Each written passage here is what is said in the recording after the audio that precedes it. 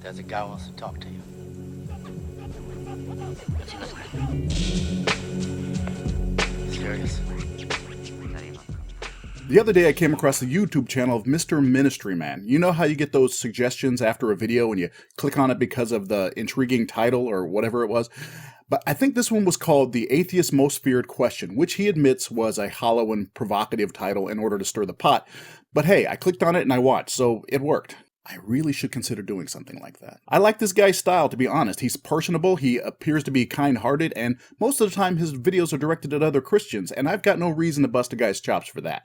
But he's got a video series, Proof That God Exists, that claims to be based on rationality and logic, and that's what put him in my sights. This video questionnaire serves as a great example of the type of flawed reasoning that apologists use, yet are utterly convinced of their rationality. This video is compelling and persuasive in many ways as long as you allow him his assumption of evidence, his false equivalencies, and his circular reasoning. If I haven't said it before, I'll say it here. I don't care if people believe in a magical sky god. It only matters to me when they try to claim the mantle of science and critical thinking, and when they try to codify their childhood stories into laws. In his first video, he establishes that he will be laying out the fundamentals of rational thought.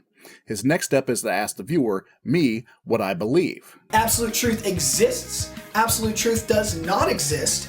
I don't know if absolute truth exists, or I don't care if absolute truth exists. If you click that you don't care, you're told that you're not ready for this conversation about the existence of God, and your journey ends here. You are given the opportunity to go back and answer the question again. The fact is that the concept of absolute truth can be a very nuanced thing, and is probably best served for a conversation at another time. But he chooses to say that you're not ready. If you select I don't know, you're asked if you're saying I don't know is absolutely true or false. Whichever answer you click, you get the same video where you're asked again whether or not truth exists, you don't know, or you don't care. This is where I got the first hint of a problem with Jeremy's thinking process. His question of absolutely true or absolutely false is directed at your answer of I don't know.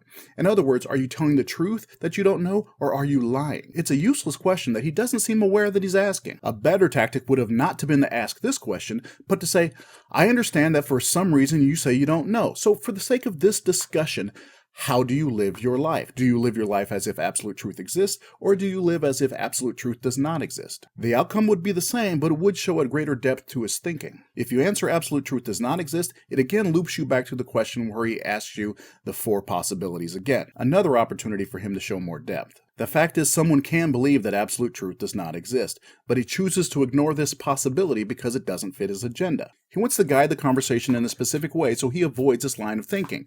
Jeremy's goal is to have a person click on yes, absolute truth exists, or have that person go away. I click on absolute truth exists because it most closely represents my view, and it continues the conversation. So in this section, he says not only can God's existence be proven, but denying that proof undermines rational thought. That intellectual overreach is why I'm going after this video series. It's a great example of someone who believes he is being wholly rational, yet is unaware of the many flaws in his process. He says he's going to offer up 8 steps that will lead you to the logical conclusion that God exists. He also says this video is about the truth that we are all sinners, the truth that we have defied God, the eternal consequences of our sins, the judgment we deserve for the rebellion against God, and the only way we can be put right with God, which seems to undermine this all being about logic and rationality. He goes on to say if you're honest with what you truly believe, this will lead you to the path of God's existence, setting up the false premise of, if you're honest, there's only one outcome. The burden is also shifted to me, the viewer. So the first step is about establishing whether or not I believe in the laws of logic.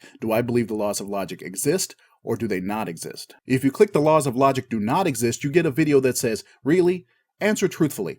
It's mocking and trite, but I don't have a problem with it because we're trying to have a conversation. I click I believe, and the next step is establish whether or not I believe the laws of mathematics exist, yes or no. If you click the laws of math don't exist, you again get the come on really video, and the conversation ends unless you reconsider. Next up, laws of science, yes or no. Click no, conversation stops, my answer is yes, that keeps us moving. Step 4, absolute moral laws with rape and child molestation as examples. If I were to click no, which I'm inclined to do, but I'll explain that later, I'm taken to a video where he says, is this truly how you believe? He also says he's not talking about the potential of there being someplace in the universe where it's okay to do this kind of thing. He's talking about here with humans. And this is where Jeremy starts to slip in his attempt at logic and rationality, because what he has done is put limitations on something that he is trying to consider absolute. Absolute things don't require limitations in their scope. The laws of science don't care if you're a man or a dog or a moon today or a million years ago. Neither does math. Yet absolute moral laws are restricted to human beings today going forward, a very different type of absolute law. This is a significant difference that would have caused many people like myself to click no, but in order to continue this conversation, I'm going to say yes. The next step, the nature of the laws we've supposedly agreed upon. Are they material or immaterial? That is, are they physical things that can be touched, seen, weighed, or are they immaterial things? The best choice is immaterial because these are concepts, observations, descriptions of nature and people, and not actual material. Are these laws universal or individual? For example, does 2 + 2 = 4 everywhere or just where you are? If you select the laws are individual, he wonders whether or not you believe it's okay for someone to believe 2 + 2 is something other than 4. He also questions whether or not you believe someone should be able to interpret child molestation differently than you. But this question is a false one because it's not about whether or not someone should be able to interpret something different, but whether or not they can, which is why these laws should not be grouped together. The laws of math and science and the laws of morality are very different types of laws. We may be using the same word to describe them, but they are fundamentally different, and to classify them as a group is making a false equivalence. The laws of math and science are properties of the material world. The laws of morality are how people feel about the actions of people. The laws of science are not agreed upon laws. They are laws that we are forced to conform to because of the nature of these laws, because they are the properties of nature. The law of gravity isn't something we have a choice in. If I let something go, it will fall. It can be acted upon using other laws of science, but gravity will act upon it no matter what I do. The laws of math are there whether or not I choose to agree with them. Sure, the rules of commerce can vary from place to place. Two people can haggle over whether or not 2 + 2 = 4 if they want to. But the fact is, two physical things added to two physical things will be four physical things every time, with the exceptions of additive volumes and relativistic speeds and blah blah blah. The laws of morality, however, are emotional standards that are established by people throughout the process of evolution of our species and our society. They are not laws that have always existed, and they are not laws that cannot be broken. They are laws that everyone agrees should not be broken. No, wait, everyone doesn't agree they shouldn't be broken. If that were true, they never would be broken. For example, the laws of math and science are never broken. There are people who have no problem with child molestation or rape and engage in these acts all the time,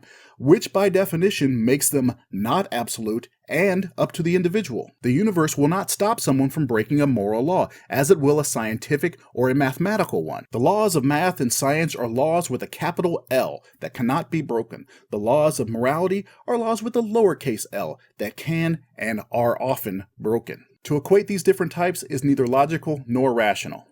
I'll select universal with the acknowledgement that MrMinistryMan has already made a critical error. Now that we've decided they're universal, he asks whether or not these laws are changing or unchanging. If you select that these laws are changing, he asks whether or not you live your life as if that's true. Here he continues his false grouping and omits an important aspect of his question. He asks if these laws are unchanging, but he does not ask if they are unchanged or eternal. If you ask that question, the inequality of science and morality becomes more evident, because moral laws have changed over the span of human existence. To keep the conversation going, I click unchanging, noting he's compounded his errors. Now at step 8, he wrongly believes that he's established that the universal, immaterial, unchanging laws of science, mathematics, and morality exist. He says that the existence of these types of laws are necessary for rational thinking to be possible, and I would say I agree with him if he had in any way established that absolute moral laws are required for rational thought to exist. He's piggybacked moral laws into this discussion as an emotional anchor in a rational bridge back to his conversation about sin and punishment. He says that these universal, immaterial, unchanging laws could not be accounted for if the universe was wholly random or material in nature. This is not something that's been established, but something that he states as a fact out of nowhere. Now, I agree that if the universe was purely random, these things wouldn't exist. But the universe being material can still explain these things. The laws of math and science are observations of what material actually does in the material universe. The laws of morality are immaterial because they are emotional, but there is no evidence that they are imposed from an outside source, anything outside the material of the human brain. The laws of morality developed within people and came into existence through the shared chemistry, which is the material of human beings. At this point, he starts referring to the Bible as proof for his argument. He has discarded rational and logical thinking and now is using the Bible as evidence, though the Bible has not been established as proper evidence. Evidence like this. The Bible teaches us that there are two types of people in this world: those who profess the truth of God's existence and those who suppress the truth of God's existence. This is just asinine on its face. Because if you apply that statement to reality, you have to ask yourself, a newborn infant, if he's not professing the existence of God, is he somehow suppressing it? That's just stupid. Well, I'm sure you could weasel around and say, well, the child is professing God's existence, but since he's a child, we can't understand him. The existence of a child is a profession of God's existence, and thus the child is professing. But that would be stupid too. But I digress. Here he completely throws off the mantle of logic and rationality and begins reading from the Bible as evidence of what he has previously said. He says in order to even have logic and rationality in the universe, you have to have these laws, which leads him to his conclusion, without God you couldn't prove anything. Without God you couldn't have rational thought. Not only a God, but the God of Christianity is a necessary component for the existence of universal, immaterial, unchanging laws. He believes that he's established a definite logical proof that he has not. What he has said is in order to have rationality and logic, you have to have universal, immaterial, unchanging, absolute laws. And except for the part about morality, he's done a pretty good job of making a link between these two things. But he attempts to say in order to have these things, you have to have God. More specifically, the Christian God. But where's the connection between these two pieces? The Bible. You see here, it says God is immaterial and is truth. You see here, it says God is unchanging. Here it says God is everything. Here it says God is everywhere. And in Jeremiah, it says that God has fixed the laws of heaven and earth. See? He says only a Christian worldview can account for these universal laws.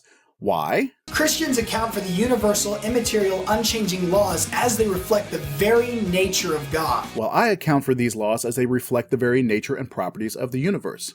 His statement of, you have to assume God in order to argue against him, is not a valid statement no matter how much Jeremy wishes it to be. As he has explained, what he has done is outline the transcendental argument for God's existence, which he would summarize as, if there is no God, rationality is not possible. Rationality is possible, therefore God exists. Which works as an argument only if you take number one as a proven fact. And that requires a valid establishment of God being required for a rational universe, which there is not. He made a long trip, but after all of his posturing about rationality and logic, which in and of itself was rife with errors, the crux of his argument came down to, the Bible says so. And that's just one shiny card on the circular reasoning Ferris wheel. Lastly, at the end, if you still say you believe there is no God, you are berated for your lack of rationality and your guilt. Denying the existence of God is not unbelief, but an exercise in self-deception. You may know things, but you cannot account for anything you know. Here he was wrong because I have no problem accounting for these laws that he has falsely grouped together.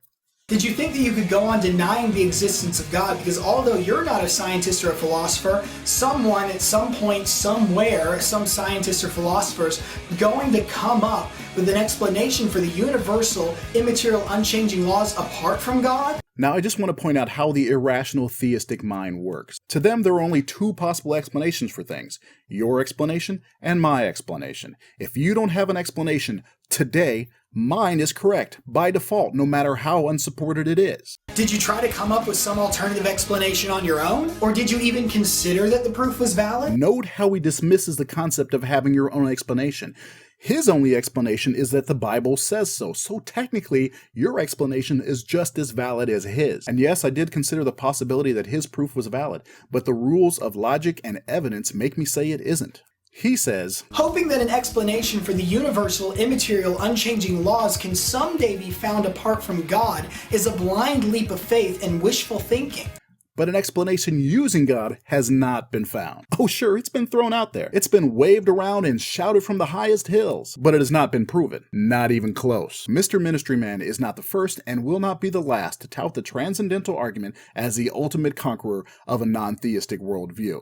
Any contrary view to the God of Christianity being the necessary starting point for rationality is reduced to absurdity. But until he can avoid false equivalences, unsupported assumptions of fact, and the use of the Bible as a foundational resource, he is doomed to failure in the arena of rationality, logic, and critical thinking.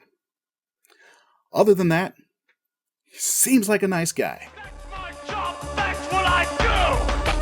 I don't lose. I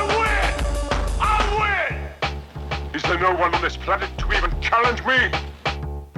Maybe you came by to congratulate me on last night's victory.